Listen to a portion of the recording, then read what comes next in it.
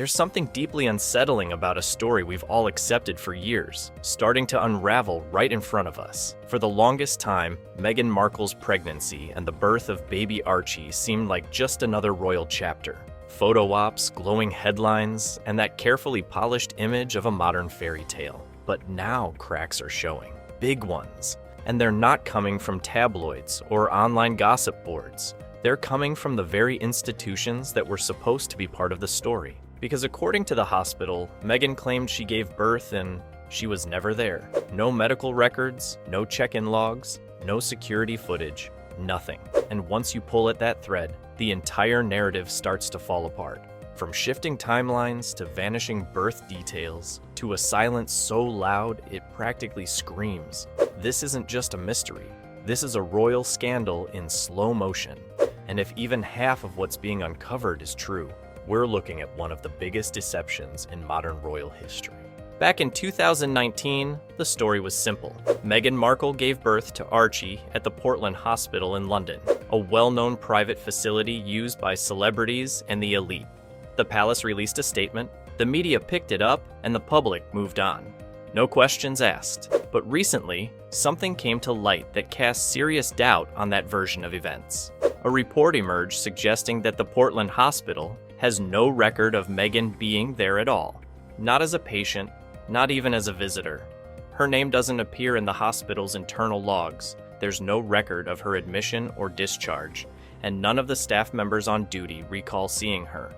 That's not the kind of thing you'd expect to slip through the cracks, especially at a hospital known for tight securities and meticulous record keeping. Births are major events. They involve multiple departments, documentation, and typically some form of public acknowledgement, especially when it comes to a royal baby. So if Meghan wasn't at the Portland Hospital, the question becomes, where was she? And more importantly, why would there be any need to hide it?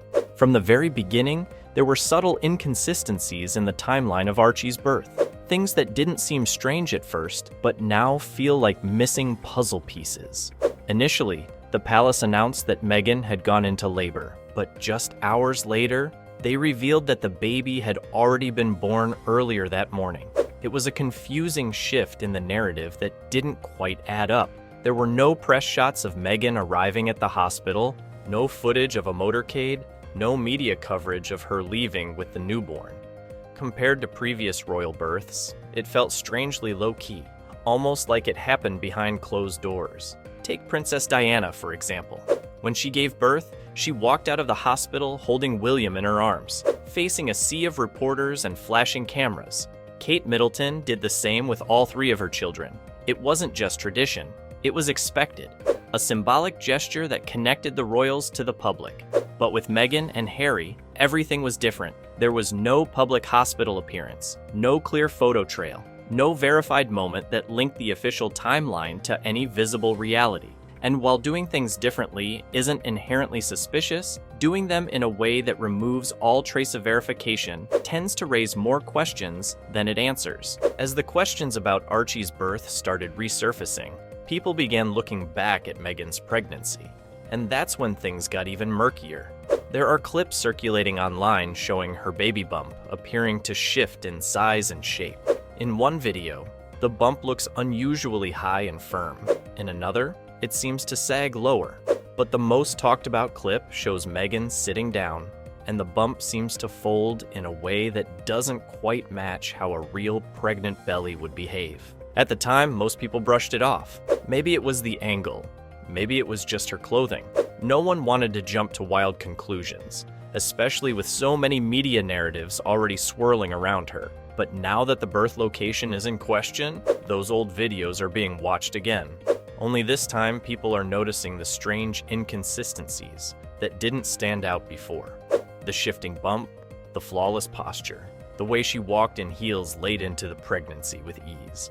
None of it proves anything on its own, but together, it's starting to paint a picture that doesn't quite match the official story. And it's not just critics online who are asking questions anymore. Even those who once defended Meghan are beginning to admit something about the visuals never sat right. As the questions pile up about the missing hospital records, the strange timeline, the pregnancy footage that doesn't add up, Meghan's team has remained noticeably quiet. Not once has there been an attempt to explain, clarify, or even acknowledge the growing speculation. This isn't unfamiliar territory for her. Meghan tends to wait. When controversy builds, she usually stays silent until the moment feels right, then returns with a tightly managed interview, the kind where every detail, from the tone of the questions to the setting, reinforces her image. It's a strategy that's worked in the past, but this time it's not working the same way. The accusations aren't just emotional or personal, they're rooted in documents, timelines, and missing pieces that should be easy to verify. When the hospital at the center of the birth story says she was never a patient and no effort is made to respond, even vaguely, it creates a vacuum that people will naturally try to fill. And that's exactly what's happening. The longer the silence continues, the more people speculate. Even those who supported Meghan in the past are starting to question why something so basic, like confirming a birth location, is being met with such calculated distance. For some, this might seem like just another royal controversy, the kind that grabs headlines for a while before fading into the background. But this situation is different because it isn't just about Meghan or her image. It's about the legitimacy of a royal birth, and that has serious implications. Archie isn't just a celebrity child. He's a member of the royal family, born into a system governed by rules, tradition, and constitutional weight.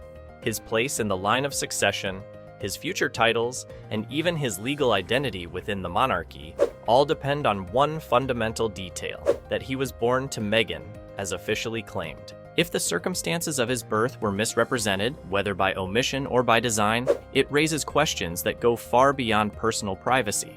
Royal births are typically handled with transparency for a reason. From signed birth certificates to doctor confirmations and public appearances, everything is done to document the event clearly and officially. In Archie's case, almost all of that was missing. The birth certificate, when it was eventually released, left out key information like the hospital location and the attending physician. That kind of omission would raise eyebrows in any birth record, let alone one tied to a constitutional monarchy. This isn't just about whether Meghan gave birth or used a surrogate. The real issue is that the truth, whatever it may be, appears to have been hidden. And when it comes to royalty, even a small breach in transparency can lead to much larger questions about trust, succession, and legitimacy. Looking back, it's clear that Meghan's pregnancy was more than just a personal journey. It was part of a carefully constructed public image. From the glossy maternity photos to the curated baby shower in New York, every detail seemed designed to tell a story, one of elegance, strength, and modern motherhood. But now that story feels less like a personal milestone and more like a well-rehearsed performance. If Meghan used a surrogate, that's not something people would have judged her for. Plenty of high-profile women have taken that path and been praised for their openness. What makes this situation different is the effort that may have gone into presenting something else entirely. The illusion of a natural pregnancy played out in public view. Baby bumps in magazine spreads, hand cradles during interviews, glowing appearances timed for maximum media attention. All of it now sits under a different light. Not because pregnancy shouldn't be celebrated, but because it might not have been real. And if it wasn't, then it wasn't just acting. It was a deception, performed not on stage, but in front of the entire world. And that changes the conversation. This isn't about privacy anymore. It's about whether the public was misled on purpose, and what that says about the image Meghan was trying to protect, or perhaps even sell.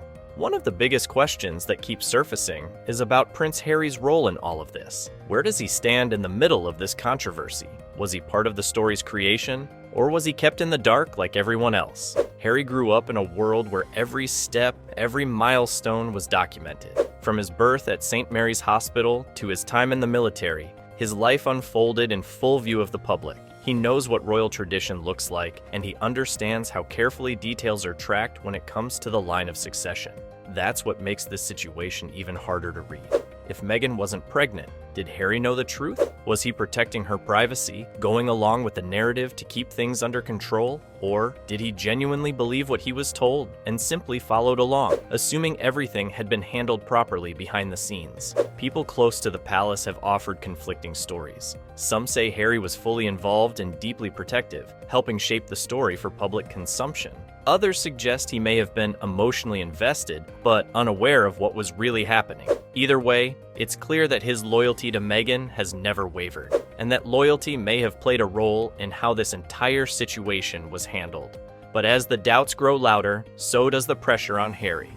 If the truth was hidden, whether by design or denial, it reflects on both of them. And for someone who walked away from the royal family in the name of truth and transparency, the silence now feels harder to justify. As more pieces of the story are questioned, the entire image Meghan has carefully built starts to feel unstable. The footage is being replayed, the photos re-examined, and old interviews are suddenly under new scrutiny.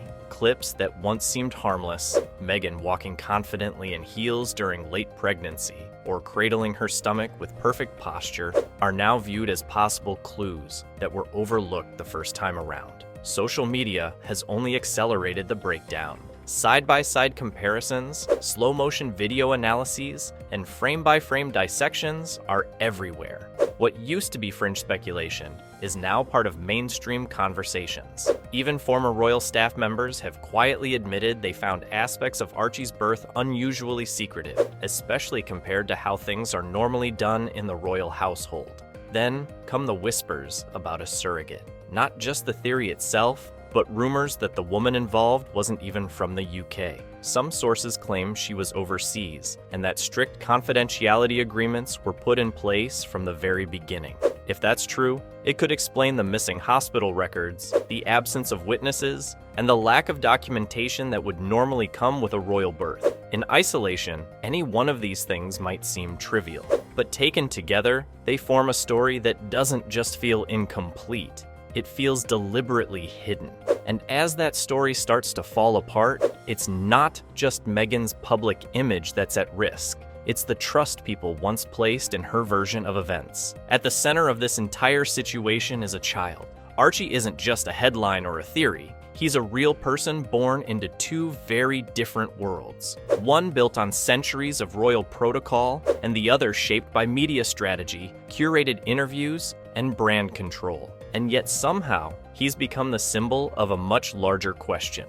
What happens when the truth is treated like an accessory? Something you wear when it suits you and hide when it doesn't. Meghan has built much of her post-royal identity on the idea of speaking her truth. She's talked about being silenced, overlooked, and pushed aside, but now it's the public asking the same thing of her. If this story, something as personal and human as a child's birth, wasn't what it seemed, then how much else was staged to fit a narrative? This isn't just about gossip or online speculation, it's about trust. About whether the people who walked away from the palace claiming to stand for transparency were ever fully honest themselves. The silence around Archie's birth didn't just spark curiosity, it created a void. And in that void, people started filling in the blanks, connecting the dots, and uncovering a version of events that no one ever officially denied, but never really explained either. The longer the questions go unanswered, the harder it becomes to believe the original story. And if something this fundamental was hidden from the start,